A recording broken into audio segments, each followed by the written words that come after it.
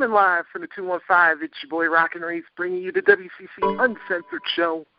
We are coming at you with my dude, Mr. Doug Barrett. Douglas, how you doing? I'm doing good. I like to all tonight. And, of course, also joining me from the swamp, Mr. I forgot how many, Mr. 4 months straight going in advance because I lost track of how many weeks, so I'm just going to put it in the month. But he been dominating all year long. Mr. Sex Battles himself, the one, the only DJ Gator! And, by the way, Gator, how many weeks is it official? Just for the record. Officially, I don't know. It's just been a lot. I know I'm the most hated person in WCC right now. Well, it ain't for your show work. I'll say that. I'm kidding. But here's something I'm not kidding about. That this week was the final week going into Payback. Raw was live in Richmond, Virginia, and things got off to a chaotic start. We thought we were going to see Triple H versus Curtis Axel, but not even the 60 seconds into the match, the boss himself shows up. Vinnie Mac comes down and declares Curtis Axel the winner by disqualification. Triple H saying, I'm not going to have time for that. So he orders Justin Roberts to say, match restarted. Then Vince, not being happy about that, decides to come back down and says, okay, winner by forfeit this time, Curtis Axel. Triple H, not happy about that, orders the match to be restarted again, except this time it's going to be a 60-minute Iron Man match. Vince says, you know what? I'm not pulling this. Yeah, Curtis, Heyman, take off. See you later. You could step out. And then Vince again literally grabs Justin Roberts' microphone and timekeeper Mark Eaton's ring bell, and he storms off to the back. Yes, that's right, folks. You heard of, and by the way, I'm going to rip off King for what he said here. He said, you heard of taking your ball and going home? Well, Vince decided to take his bell and go home because that's pretty much how the night started off here. Doggy, have you ever, in all your years of watching wrestling, have you ever seen this? Hell no, but it was funny as hell to see it live. I lost my damn beer because of that. And trust me, folks, anytime Doug loses a beer, that's something interesting. and I'll be honest, Gator, have you ever heard anything like this ever happening? No. That's a first. Even for the McMahons, I don't think I've ever. And I've seen them do almost anything and everything under the sun.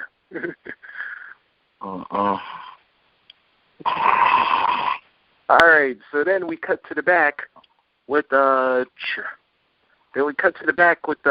Triple H and a crying Stephanie, and it's like Triple H didn't tell Stephanie, all right, if you want to get some sense talk to me, you do it, because if I go, he ain't gonna like what I'm gonna say and how I'm gonna say it.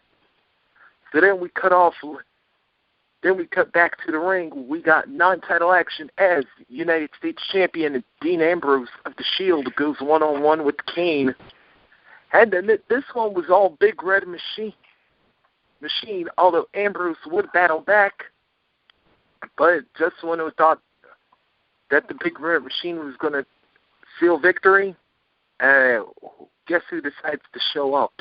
Did you say Rollins and Reigns? Yeah, good call, because they did.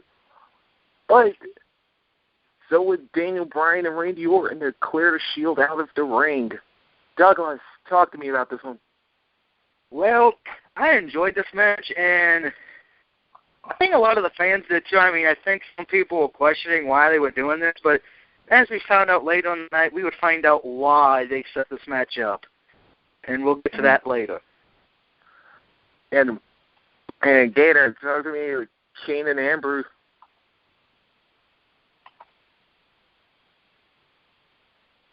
Gator? Yeah? Yeah, how did you think about Kane and Ambrose? There we go. I didn't get to see it yet. Oh. What? Yeah, I missed a lot. Right. Oh, great. That means we got to depend on me. This is going to be one fine show. And then we cut off next. And apparently, for those who watch SmackDown, Kane and D-Bry Orton all had their issues, and apparently they would not be getting any better as Team Brick. Sorry, I hate this name. Team Bricky would show up. Well, actually, it was more Vicky Guerrero that showed up, and then informed that the tag team championships would be on the line, as Seth Rollins and Roman Reigns would go to Payback this Sunday to defend their titles, but it would not be against Team Hell No. It would be against the team of Randy Orton and Daniel Bryan.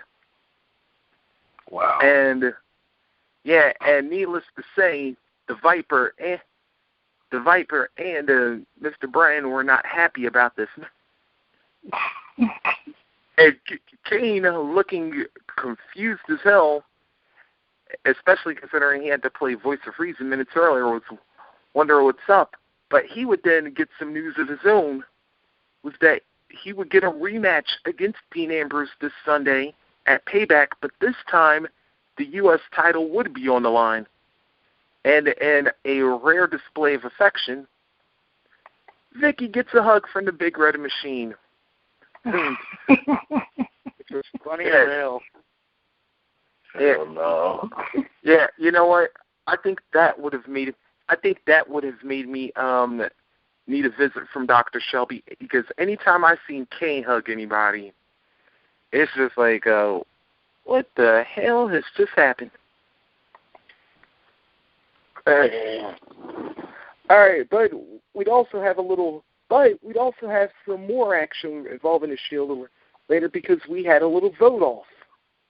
Because on the WWE app, fans were given a choice. One member of the Shield would go against Daniel Bryan. The other would go against Randy Orton. And by a 2-1 margin, Seth Rollins would get 66% of the votes to face Daniel Bryan, which would then set up Orton and Reigns later on in the show. And then on top of that, we would also get a match featuring Sin Cara and Antonio Cesaro, but that match was kind of throwaway. Cesaro won with the neutralizer, because most of that was spent with Zep Coulter on commentary, bad-mouthing Sin Cara. Let's skip that one. Okay. Yeah, but then we'd also have The Miz in action going against Cody Rhodes. But here's where things get interesting. We would find out, as reported on WWE.com, Fandango is now out of Payback Sunday. So we thought it would be Miz versus Barrett one-on-one for the Intercontinental title Sunday night.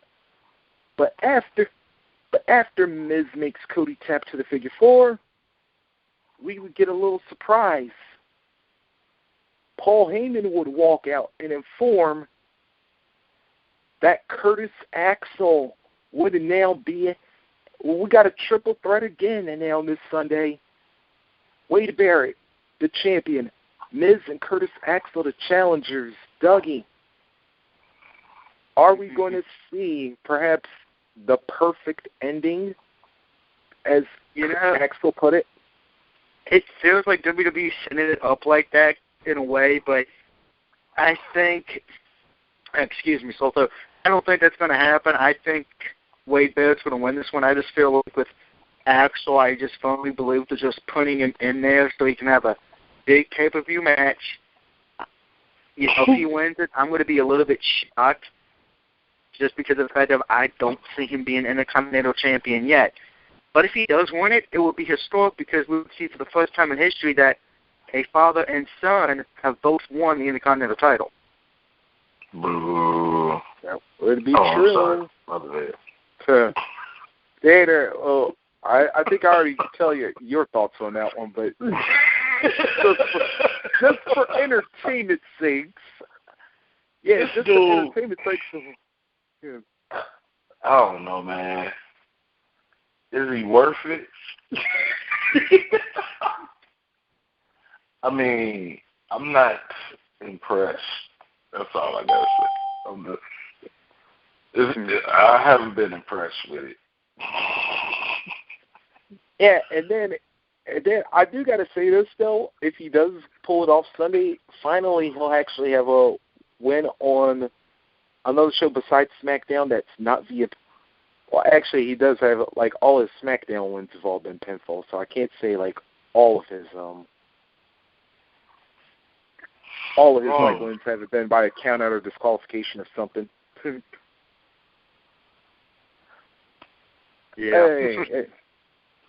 All right, they're going on into hour 2. We would then get a little news from Chris Jericho.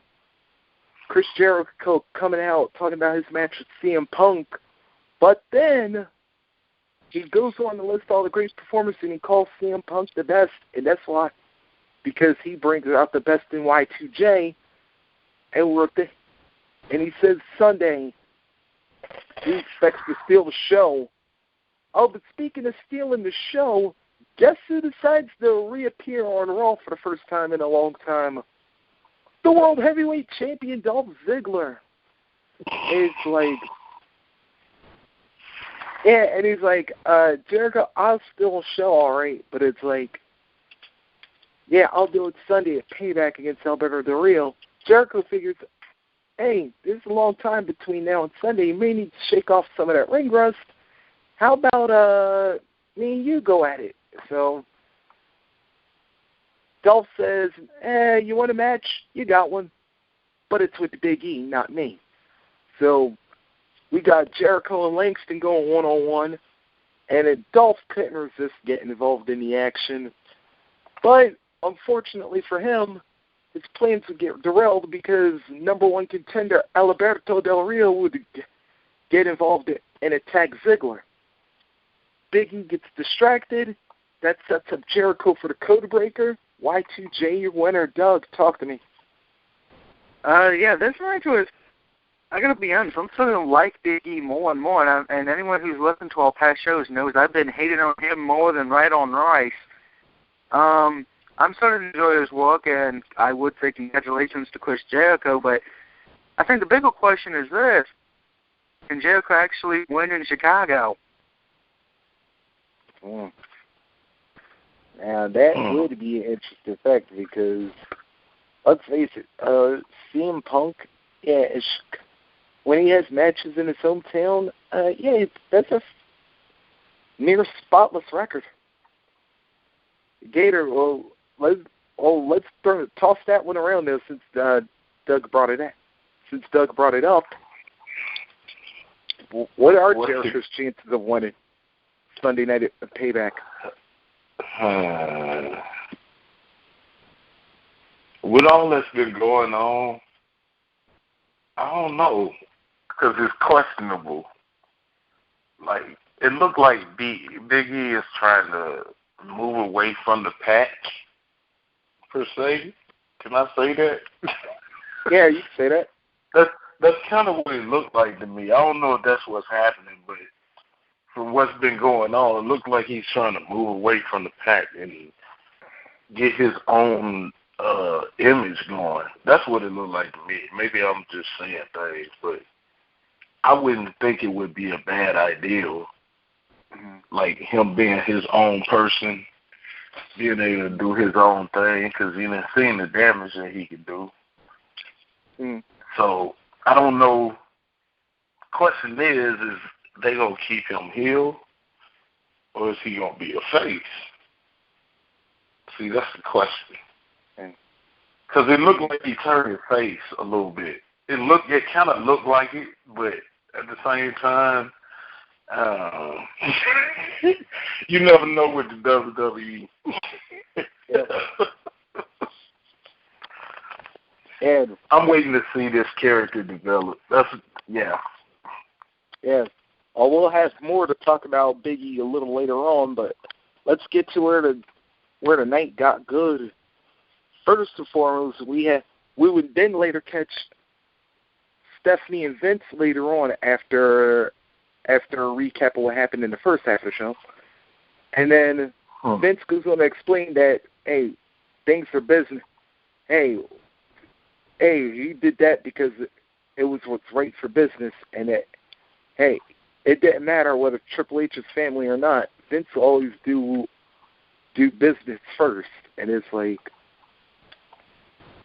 hey, if he wants to talk, go ahead. But then, to use Triple H's own words against him, Vince would say, if he and Triple H were with each other, that it would be Triple H would be the one who wouldn't like what Vince had to say and how Vince had to say it. I was like, Yeah, we all know how those McMahon family power struggles tend to get. Then Doug, what was your? Or actually, now let me go to Gator to start this one. Gator, what would have been your thoughts like as soon as you heard Vince wind up saying it? Saying what? That if Triple H were in Vince's face, that Triple H wouldn't like what Vince had to say and how Vince had to say it.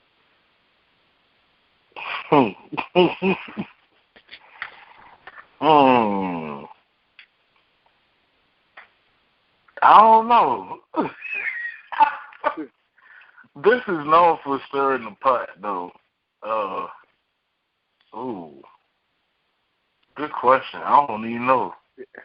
Yeah, if anybody knows how to stir the pot, it would be Vince, because trust me. I agree. Yeah, because after all, McMahon 316, don't cross the balls.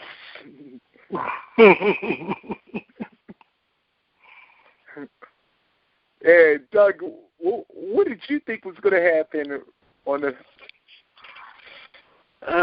If Triple H and Vince would have met face to face in that locker room, Vince would have said something, and Triple H would have said, "Yeah, you took the bell, but you forgot the hammer," and he hits him in the nuts with the bell hammer.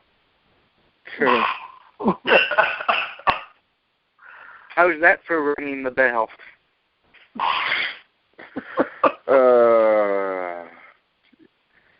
Dougie, you never let me down, bro. All right, then going on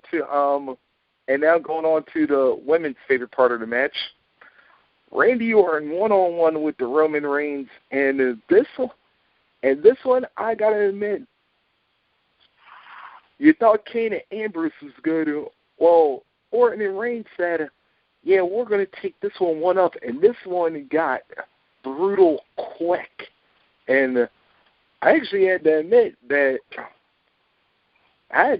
for a good part, I actually thought Roman was going to actually steal a win here for this one. But D. Bryan and Seth Rollins would wind up getting involved in this, and the match would wind up ending in a no contest. Doug, your thoughts on Orton and Reigns? You know what? I actually, when this match was made, I was like, oh, dear God, this match is going to suck. But it was better than what I thought it was. It was a decent match, but we know the next match was way fucking better. Yeah, we did. And it was like, well, since Bryan and Rollins got involved, well, ref said, okay, since you're already here, and I already threw the Reigns to Norton out, I was like, all right, your match is on. And then from there, it became air traffic control mixed with, I don't even know how to describe this. All I just got to say is, folks, if you missed this match, shame on you, because this one tore the house down. And surprisingly, unlike the previous match, this one actually did have a conclusion. Daniel Bryan would wind up getting a pinfall victory over Seth Rollins. And Doug, Doug, give me your review, Bryan and Rollins. What did you? What did you think was going to happen with this one? This one, I didn't know what was going to happen, but I knew I was going to enjoy it, and this is the kind of match that you would get your popcorn ready for, because you know you're about to see some excellent and exciting shit. And if anyone missed this match, you either have one or two excuses. One, you're watching E3, or two, you had somebody in the hospital, because if those are not the two reasons, you are a dumbass. Wow. That's how you feel? They were success there, dog. Yes. And I had to admit, like, on this one, plus we know, like, Gator, like, how do you feel like Daniel Bryan getting over, like, the way he's been the past month or so? Does he deserve it? Well, no, I said, how do you feel about it? Like, I don't have a problem with it, me personally. I think it's helping him a little bit. He does need help. So, yeah, at least in the psych ward, but yeah. Yeah, but did you think even when the whole yes thing started, like after WrestleMania 28, did you think it would get to the level it's at now? No, I didn't. I honestly didn't. But, you know, if you can pull the fans, then, hey, it is what it is. Yeah, because I'm going to be honest, I thought, like, WrestleMania 20, like, the night after in Miami, and, like, and then when they were over in London last year, like, just after last year's WrestleMania, I thought those yes chants were loud then. No, like, last night, the Tonight Show just, like, literally blew both of those crowds away. And plus, not to mention, King, you tried to be slick, but, yeah, we caught you on camera there, buddy. Yeah, even King was doing a yes chant. Yeah, let's not get started on the King, because he might have another heart attack if he keeps eating Hardee's. Wow, really? Wow. Yeah, the asshole. Sorry. All right. Another match. Next we had your boy, Mr. Douglas, the intellectual savior himself, going one with R-Truth, and pretty much squash. Yeah, Sandow dominated and won this match. Hate it. Yo. Anytime I see all get beat up, it's a good thing. Yeah, but then just after that, Sheamus would come out and address Sandow, because this Sunday on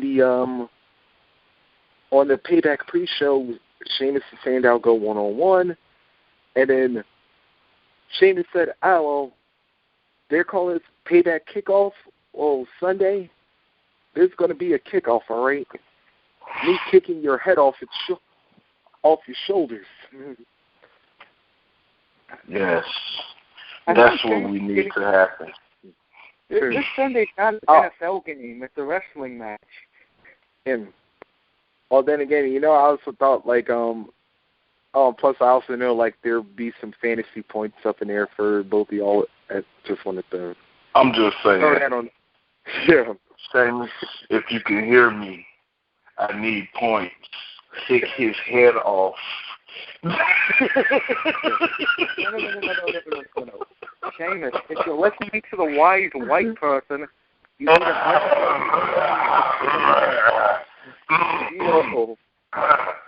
What you say?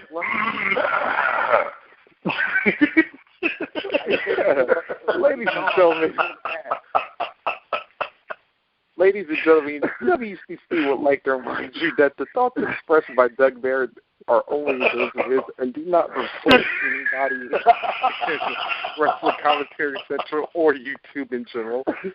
You're welcome. If you don't like what I say, fuck you. That's all I got to say. Let me stop. No, don't do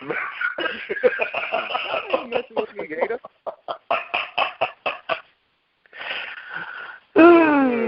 I need the points. Yeah, y'all both need some points. But anyway, next up we would go see the Divas champion Caitlyn find out after weeks and weeks of gift giving who her secret admirer would be. And the folks in Richmond were in for a shock when the secret admirer was none other than LeBron James's biggest fan, Big E. Langston. Hilarious. I swear I fell out my chair. I'm going to be honest. I started chanting sexual chocolate. I was crying. Not I on was duty. in tears. No. Yeah, not on duty, Doug.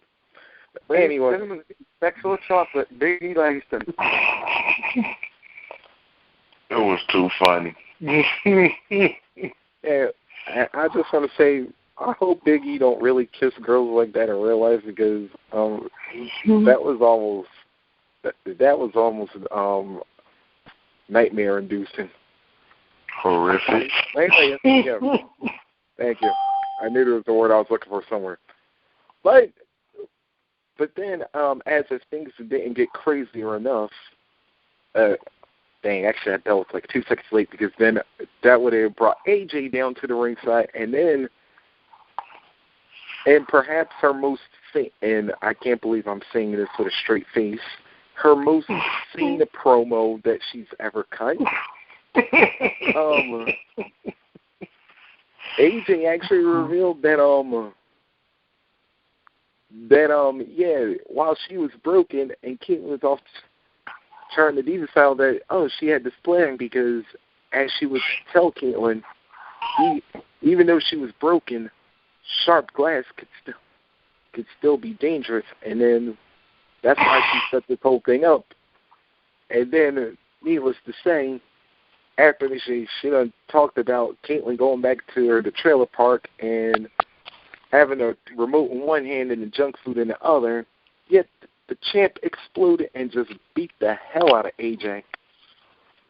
Gator, I know you're going to have a lot to say on that one. I want to hear what Gator says before we get to me. Yeah, go ahead. I think that was my favorite part of the whole show.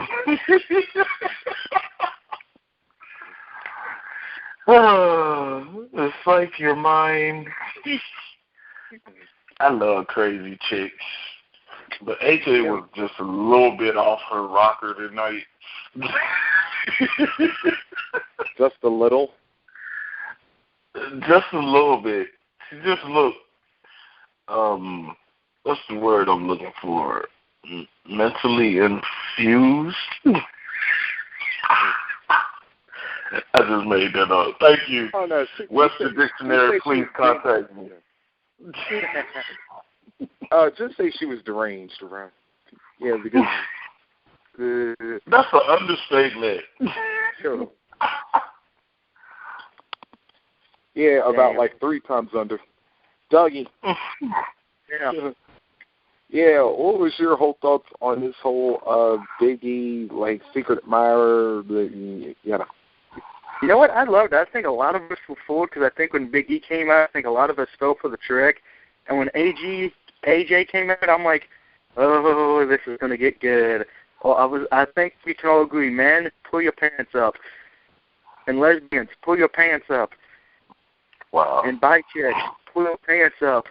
And I think we should stand on this. AJ, what I need you to do this Sunday is go single weight female on this bitch and win the match so I can get some points. Wow. Again, Doug Barrett does not speak for everyone in WCC.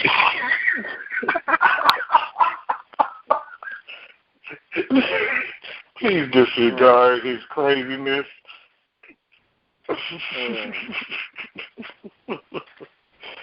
He said, "Go white girl." I don't think I have heard that phrase before. Go white girl, Lord. Wow. White female. Yeah, Doug. I actually did get the reference there on that one, bro. Somebody did. Which, by the way, that is one. By the way, no offense, but yeah. I don't even want to see like anybody goes. I don't want to see no woman go single white female because, like I said, that movie was. Yeah, because like I said, that's why because like y'all women are already crazy enough as it is. We don't need them going that crazy. Not on duty. All right, but speaking of good women, yeah. Please don't make Chris pop up out of nowhere. You just stole his phrase. Hold on. Oh, he'll show up. No, Chris will be back in due time, and he'll reclaim everything. But speaking of women and going crazy, yeah, apparently Vicky Guerrero almost went a little crazy while enjoying Hardee's and Carl's Jr. plugged Super Bacon Cheeseburger. She got an unexpected surprise in the form of Mr. McMahon. And Vince was a little worried about a face-to-face confrontation with Ryback and Cena. So Maddox, for once in his life, actually comes up with a good idea, showing that he's not completely irrelevant to Raw. He suggests having the Lumberjacks. Yeah, believe it or not, Gator, I know. This is one of those Raws that I can't believe I'm thinking. Wait a minute, this was Maddox's idea? Yes. Think about this one. I know, this was one of those Raws where you saw a lot of stuff that you didn't believe, and it's like, wow, I'm actually saying all of this with a straight face. But Brad Maddox actually suggested to have the Lumberjacks that were supposed to be in stage one of their 3 stages hell match surround the ring to make sure that Cena and Ryback don't go. And believe it or not, Vince actually liked the idea. Which is, again, another thing I can't believe I'm saying with a straight face. Vince actually likes something that Brad Maddox says. There's only one thing you need to say about this. One thing. And it's an old saying. Even a broken watch gets something right 2 times a day.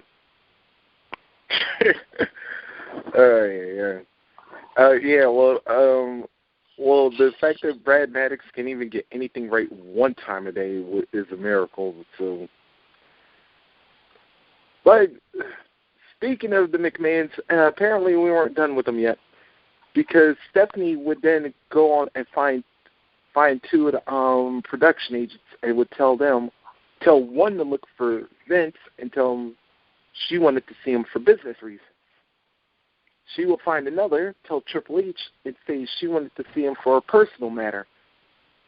But the catch was, she also told both of them have them meet her in the office. So then we see Stephanie and Vince in the office. Triple H walks in, and we thought, here we go. And then Stephanie all of a sudden takes control and just like tells them to work it out.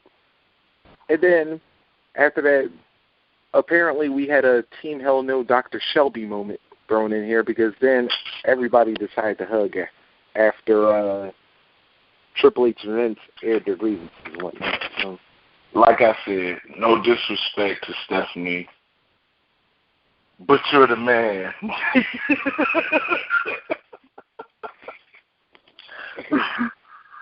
You are the man, Stephanie. Hey, I don't think she will take any disrespect towards that at all, then, Jaden. Hey, Dougie, what did you think about McMahon's psychiatry session? Yeah, I hope you have Dr. Shelby on speed dial. Oh, wow. And I'm going to make a bold prediction. I'm going to make a bold prediction right here on WCC. At Survivor Series, I think we will see Team Triple H versus Team Vince McMahon. The winner gets to run the WWE. Didn't we already go through that whole winner-take-all match routine before? Yeah, but Triple H wasn't there then. That's different. Oh, that's true. Oh, wow. All Triple H needs to take a seat. Oh, I'm sorry. My bad. Did I say all that? Nah, go ahead, Gator. Go ahead. I was really speaking off the top of my head. My bad. Oh, no, because actually I think what you were getting ready to say was actually right, because Triple H was actually doing. See, I was going to say, you know, he's in a respectable position now. It's time for him to take a back seat and sit in his high office and top and just watch everything go on, make sure there's no issues, sign the checks, and write out the paperwork, and leave the wrestling to the others. You know, some people just don't know how to retire. Hey, welcome back, Undertaker. Oh, my bad. I'm sorry. Wait a minute, this ain't TNA.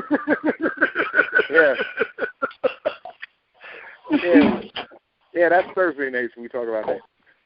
But anyway, now we're going to the big portion of the show. We got John Cena, Ryback. Well, at least Cena's in the ring surrounded by the Lumberjacks. Ryback decides to kill on the stage.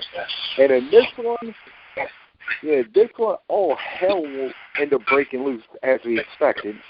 And there were some really, really choice words from both sides of this one. And I was like, Dougie, walk me through this one, bro. All right, pretty much. John Cena spoke, so yada, yada, yada. Ryback spoke, yada, yada, yada. Saying, oh, I should be WWE champion because I'm going to screw the hell out of myself. Ryback, no one gives a shit about your stupid ass. Nothing more but a Bill Goldberg wannabe. And come payback, and I hope the playing God as much as I can't believe I'm saying. I hope John Cena cripples your ass. Wow. Yeah. And you know what? It's a funny thing, and a funny thing about this is that there's a really interesting point that we all remember, is that it was John Cena who, when he was out temporarily, that gave Ryback his spot in the Hell in a Cell match to start all this. So yeah, that's true. That is true. I forgot about that. Cena said that tonight, didn't he? Yeah, they actually did. Yeah, they actually did bring that up tonight. And then the amazing thing about this was is that, you know,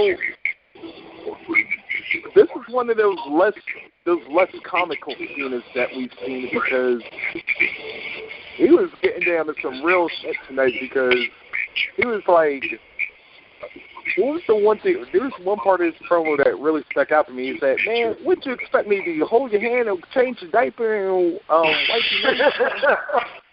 That was funny. Yeah, I was like, although he wasn't trying to be funny, but it was like, yeah, I ain't had no guardian angel in 10 years. It was like, what? Ain't nobody, and neither did any man that holds the WWE Championship. Yeah. I agree with that. Well, I think tonight's show was a bunch of bullshit. Uh-oh. Oh, say that again, Doug? That wasn't Doug. Oh, is that right? Yeah, hold on, because now I'm starting to get the satellite going because Guess again. I think that was fresh. I think that's fresh. Yeah, because I'm starting to like. Yeah, because I don't know how much longer I'm going to be on because Yeah, because like looks like the rain's starting to come in. It's starting to like it's starting to come down big time here. So yeah, but real quick though, well, how do y'all think? Let's get into it. Sunday, how do you see this whole thing playing out in the 3 stages of hell? I honestly believe Ryback needs to win. As much as I don't want to see him win, he needs to win. And the only reason, I need to hear the explanation for this. Because when you setting up people for like their big moments and their runs, like John Cena's been here 10 years. He's been WWE champion 11 times. He's like, if Ryback loses at Ryback, you can toss out the window any kind of push you want to give him, like, because it's not gonna mean anything. Like, you had countless opportunities and you can't win the one. It's not because it will put you over. So then it's like your character becomes lost because then they have nothing else to do with you. You can't go back to squashing. You can't go back to squashing jobbers because we've already put you in this big light. Like you're big time. You main event. You headline the shows. You closing out the segments and shit. Like you are here. This is your moment. And they've put you here for a reason. So if they have any faith in you, you have to beat Cena. And if he doesn't, this is not going to count. Nobody's going to care. And he's just going to be another Bill Goldberg wannabe. Like, he already looked like Goldberg. He's got a leather jacket, a skull cap. So he might as well be Goldberg. I personally think he looks more like Scott Steiner. I mean, Dude, did we say that out loud? And you know, but you know that's funny because that's funny. That's like, but it's funny that we bring that up because Ryback actually went through the whole list from Hell in a Cell through the TLC match, through the Shield's debut at Survivor Series. He's had opportunities galore and he was literally right there, right on the cusp of winning the title, but then something wound up happening, and then he wound up losing the match. I agree. Right, so it's like, how many times, because it's not like he's the face where you can give a face countless opportunities and play the underdog role like they did Jeff Hardy. Like, well, you had this match, you come so close, and you just lose. He's not here. So, like, as a heel, the fans going to be like, man, you had 3 chances. You keep getting beat up, fam. Like, it's not meant for you. You got to find something else to do. Did you just tell that man to know when to say, he can quit? I'm saying he don't know when to leave well enough alone as the Undertaker. I thought that's where you was going. All right, guys. I honestly think the pay-per-view should be interesting. I really want to see if CM Punk is going to be in the building in Chicago. I don't think he's going to be there. I think this is a big swerve. Ooh. Now, actually, I did want to get on that real quick before we go, but since you brought that up, because what makes you say Punk won't? What makes you say Punk won't compete Sunday night? I mean, for one, like, I don't think CM Punk is healthy to come back because we all know he hurt his knee at WrestleMania, and knee injuries can be tricky. I don't know if it requires surgery, but he did hurt himself during the match. That was one of the reasons why he needed time off. And, in the words of Paul Martin. Right. He cried, and Vince was like, well, okay, I guess you can leave. And then it's like you know, with all the, and it was like with all the projections of what they want to do with his character, like, well, if you want to turn him face, why would you bring him back as a heel? True. But because, you know, they're supposed to be plotting this big match for, you know, they're supposed to be plotting for Paul Heyman to eventually turn on Punk, which is supposed to set up him and Brock at SummerSlam. So I didn't think they were going to bring him back right away. Like, this is real soon to be, you know, plotting some shit in August, and it's only June. And then it's like, you threw Curtis Axel in the triple threat match, so that took away that swerve. Was like, well, if Punk don't show up, he'll just wrestle Axel. It's like, well, Curtis Axel's finna win the IC title, possibly. Maybe Brock Lesnar will show up. Unmute me. You know what? I think Punk is going to wrestle, and I think he'd only do it to shut up the stupid fans who've been begging him to come back after he left.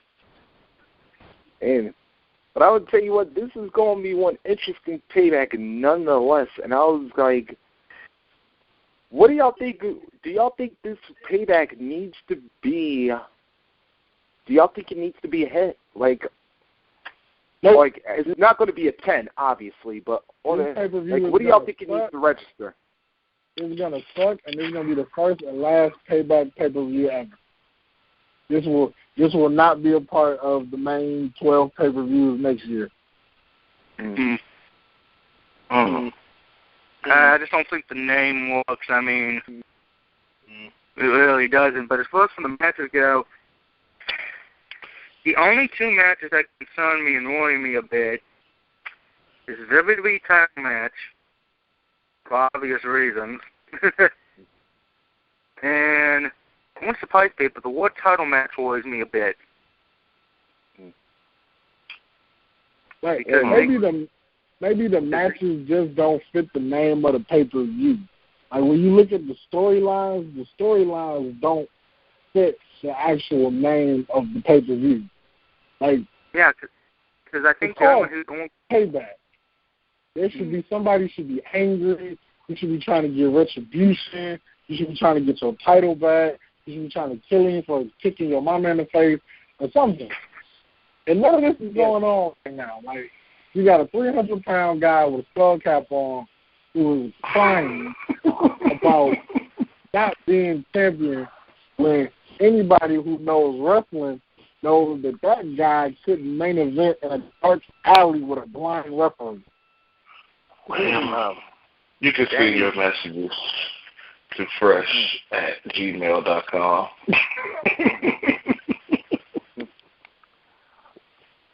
I agree, though. He didn't say that. It would be a disgrace to the company. I'm just saying, man. I mean, it's dead now. Like I said before, I'm not at all excited.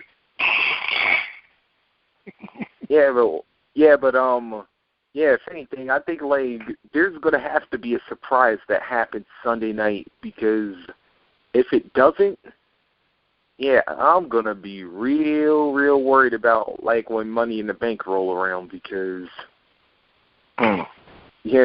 because I'm going to tell you that, because SummerSlam is going to be flying around here before we even know it, and it's like, let me tell you, you're going to be in two of the hardest cities for pay-per-views, in Chicago and Philly, and if they leave displeased, and trust me, considering I know both cities real well, they probably will at some point, especially if Cena wind up winning Sunday at Payback, because we know how Chicago feel about him, but that's another story. Well, hold on there a minute on that Cena thing. We really have to look at that one in particular, because do we really want Cena to lose it and Goldberg 2.0 wins the belt? Or would we rather just have Cena lose it at Money in the Bank? I would say to lose it at Money in the Bank to somebody who, I don't know, can actually be entertaining on the mic and in the ring. Yeah, Doug, let me tell you this. You do remember seeing his history in Chicago, right? They did not like that man at all. They could, dude, you could be the scrubbiest person on the planet. It is not to say, but if you beat Cena, they would treat you like the king of the city. They would. Well, I don't know if they would cheer for Ryback because, I mean, Ryback to so many people. I mean, and that's the problem with if everyone wanting them to win.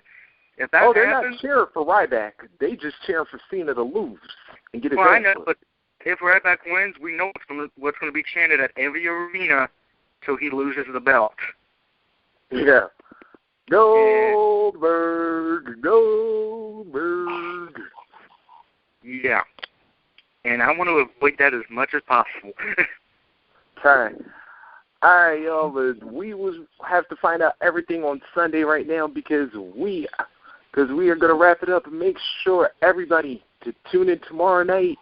For El and Sean, they got the Overload at 10:30 Eastern, 9:30 Central. Don't forget Wild Wednesdays, I got Ring Rockers at 10, and then after that, we got Sex Battles with Gator going on 17 weeks strong, which, by the way, I did look up the number now. And then Thursdays, we got The Recipe, 30 minutes after Impact. We got the main event on Friday, 30 minutes after SmackDown. You know the number, 760-569-7676, access 200-446#. And then look for all of the WCC shows on YouTube. Spawn 200113 and DXR420. And, of course, don't forget to check us out on Twitter at WCC Live. Check out the Wrestling Commentary Central Facebook page and WCC Live pages as well. For the entire WCC family, I am ROCKIN REESE. Make sure, thanks for checking out the Uncensored show. We will see you tomorrow night for Overload. Wait a minute, Good night, everybody. You forgot one thing. What, Dodgy? If you don't like us, if you don't subscribe to us, you're going to watch Mike.